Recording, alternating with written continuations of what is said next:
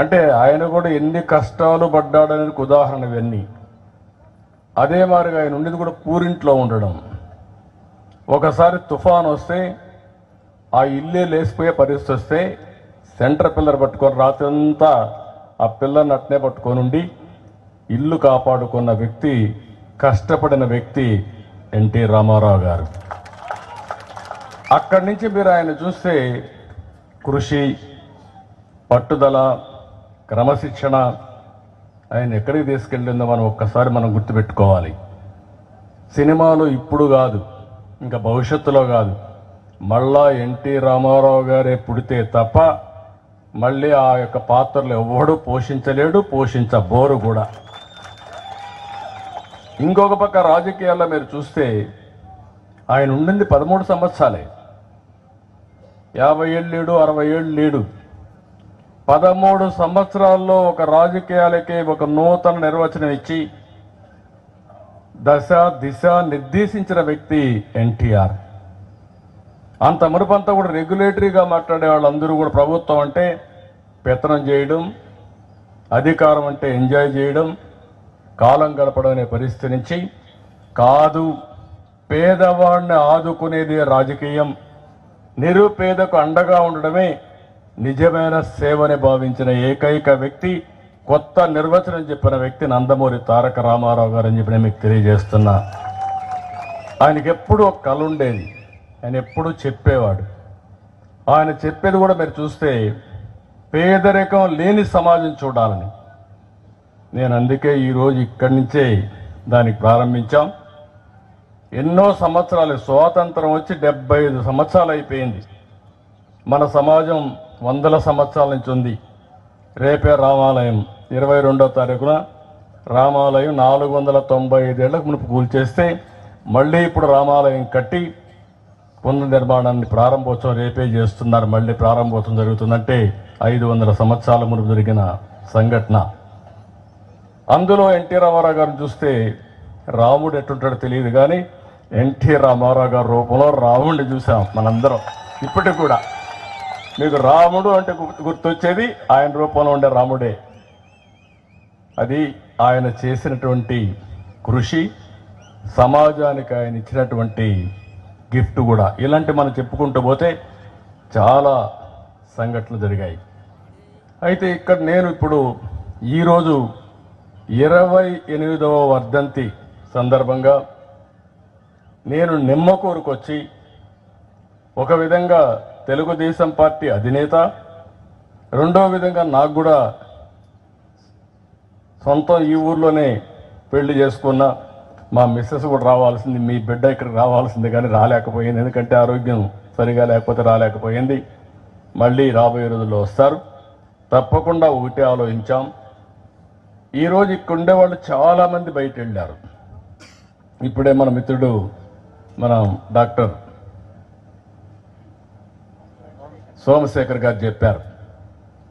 ఒకప్పుడు సోమశేఖర్ కుటుంబం కూడా ఇక్కడ అన్నిటికంటే పెద్ద కుటుంబం అయింది.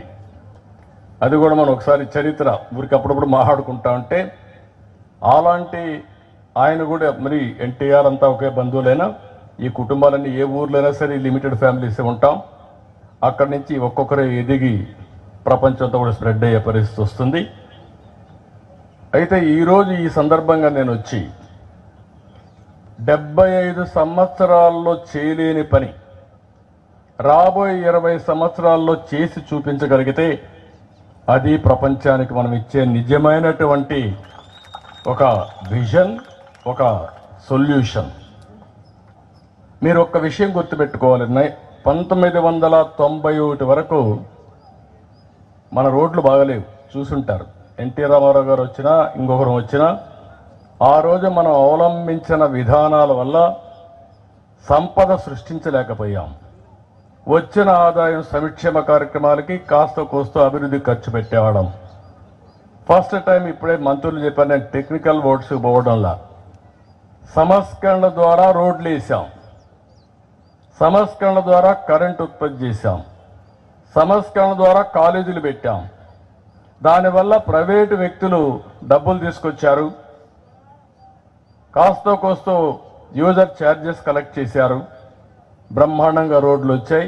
నిమ్మకూరు మెయిన్ రోడ్డు చూస్తే బందర్ నుంచి నేషనల్ హైవే వచ్చిందంటే అది టోల్ పే చేస్తున్నాం, కానీ సస్టైనబుల్ మోడల్లో సంపద సృష్టించాం.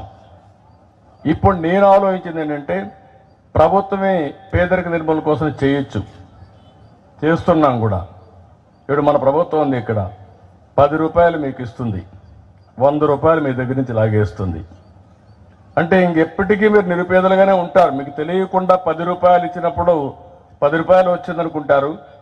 మళ్ళీ కరెంటు ఛార్జీలు, నిత్యావసర వస్తువులు, పన్నులు, లేకపోతే పెట్రోల్ డీజిల్ ఛార్జీలు అన్ని బాధుడు మొత్తం ఇంకొక చేతితో మొత్తం లాగేసే పరిస్థితికి వస్తుంది. నేను ఆలోచించేది కాదు. సంపద ద్వారా వచ్చిన డబ్బులు నిరుపేదలకి 15 రూపాయలు ఇచ్చి ఆ 15 రూపాయలు 100 రూపాయలు ఎటు చేయాలి, 100 రూపాయలు 1000 రూపాయలు ఎటు చేయాలి, 1000 10,000 ఎటు చేయాలి. తద్వారా మీరు కూడా సంపద ఎట్లా అనుభవించాలో చేసి చూపించాలనేది నా యొక్క నినాదం. మీకు అనిపించవచ్చు కష్టపడితే నువ్వు చెప్పేయంటే నాకు నేను కూడా చేయగలుగుతాను కదా అని. కాదు, నిన్ను శారీరకంగా కష్టపడమని నేను చెప్పడంలా. ఆరోగ్యం బాగుండాలంటే ఉదయం 1 గంట లేసి వాకింగ్ చేయాల్సిన అవసరం ఉంటుంది. ఏ వయసులో ఉన్నా ఎంత పెద్దవాళ్ళైనా అది తప్పదు. అంటే బాడీ ఎప్పుడు కూడా శారీరకంగా ఫిట్గా ఉండాలి. ఇంకొక పక్క ఎవరైతే ఎప్పుడూ పని చేస్తూ ఉంటారో మైండ్తో, మైండ్ అండ్ బాడీ ఫిట్గా ఉంటే మీకు ఏ ఇబ్బందులు ఉండవు, జీవితంలో ఎక్కువ రోజులు బతుకుతారు. ఈ రెండు లేకపోతే చెడు ఆలోచనలు వస్తూ ఉంటాయి, అక్కడి నుంచి లేనిపోని సమస్యలు వస్తూ ఉంటాయి. అందుకే ఈ నాలెడ్జ్ ఎకానమీలో, ఆధునీకరణలో ముందుగా ఈ నిమ్మకూరు నుంచే ప్రారంభించి ప్రపంచంతో ఈ నిమ్మకూరును అనుసంధానం చేసి ఈ ఊరిలో ఉండే పిల్లలు ప్రపంచం అంతా పనిచేసి డబ్బులు సంపాదించేదానికి శ్రీకారం చుడతామని చెప్పి నేను మీ అందరికీ తెలియజేస్తున్నా. ఆ కార్యక్రమానికి ఈరోజు నాంది పలికాం. ఈరోజు పెద్ద పెద్ద వర్డ్స్ అని నేను మాట్లాడడం లేదు. ఈరోజు చాలామంది ఎన్ఆర్ఐలు ఉన్నారు, చాలామంది డబ్బులు సంపాదించే ఉన్నారు. ఈ ఊర్లో ఒకసారి ప్రొఫైల్ చూస్తే మొత్తం 439 కుటుంబాలు. దీంట్లో ఓసీలు 140 కుటుంబాలు, బీసీలు 169, ఎస్సీలు 102, ఎస్టీలు ఒక 8 మంది. మొత్తం పాపులేషన్ 1818. వివిధ కమ్యూనిటీస్ ఉన్న కమ్మాస్ ఉన్నారు 120 మంది, కాపులు ఉన్నారు ఒక 80 మంది, బ్రాహ్మిన్స్ ఉన్నారు ఒక 24 మంది, గౌడ ఉన్నారు ఒక 240 మంది, కుమ్మరు ఉన్నారు 90, చాకలు 40, మంగలు 8, నాయ బ్రాహ్మణ్ 4, ఎస్సీ మాల 212, ఎస్టీ ఎరుకల 23. మొత్తం ఓట్లు కూడా 849 ఉన్నాయి. ఇక్కడ వయస్సు వారిగా కూడా చూస్తే 307 మంది 60 సంవత్సరాలు పైబడిన ఉన్నారు. 40-60 సంవత్సరాలు 338 ఉన్నారు. 18-40 278 మంది ఉన్నారు. 15-18 80 మంది ఉన్నారు. 6-14 చదువుకునే వయసులో 134 ఉన్నారు. చిన్న పిల్లలు 93 మంది ఉన్నారు. ఇంకొక పక్కన ఇక్కడ నుంచి కుటుంబాలు చూస్తే దగ్గర ఈ ఊర్లో 1800 ఎకరాల భూమి ఉంది. 1800 ఎకరాల భూమి ఉంది. వ్యవసాయం చేసేవాళ్ళు మాత్రం 80 మంది, లేకపోతే రఫ్గా లేబర్గా ఉండే కూలీలుగా ఉండేవాళ్ళు 339, ఉద్యోగస్తులు ఎంప్లాయీస్ ఒక 20. ఈ ఊరు నుంచి బయట వెళ్ళిపోయిన వాళ్ళు ఒక 500 మంది ఉన్నారు. దగ్గర 500 మంది వెళ్ళిపోయారు ఇక్కడి నుంచి, ఊరు నుంచి.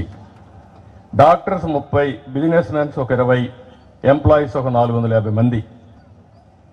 ఈ ఊరు నుంచి వెళ్ళిపోయిన వాడు ఒక్కరొక కుటుంబానికి గైడెన్స్ ఇచ్చి పైకి తీసుకురాగలిగితే పేదరికం ఉంటుందా అనేది మీరు ఆలోచించాల్సిందిగానే మిమ్మల్ని అందరినీ కోరుతున్నా. ఇప్పుడే ఒక మిత్రుడు మాట్లాడాడు, ఇక్కడే ఉన్నాడు. వాళ్ళ అన్నది చెప్పాడు. చెప్పిన తర్వాత ఇప్పుడు ఆయన ఏం బిజినెస్ ఏంటి, avocado.com కొరియర్, avocaya.com కొరియర్ పెట్టేశాడు. ఈ కొరియర్ ద్వారా అమెరికా వరకు పంపిస్తున్నాడు. దీంతో ఆయనకేంటి, ఇప్పుడు ఎంతమంది పనిచేస్తున్నారు? 100 మంది పనిచేస్తున్నారు. ఒక చిన్న ఐడియా, చిన్న పెట్టుబడి, ఎంత టర్నోవర్ ఎంత? ఇప్పుడు 3 కోట్ల టర్నోవర్కి వచ్చాడు. దాన్ని 10 కోట్లు దాటిస్తే ఇంకెక్కడికైనా తీసుకుపోయే అవకాశం ఉంటుంది. ఒక చిన్న ఆలోచన నర్చర్ చేసి ఒక పారిశ్రామికవేత్తగా తయారయ్యారు.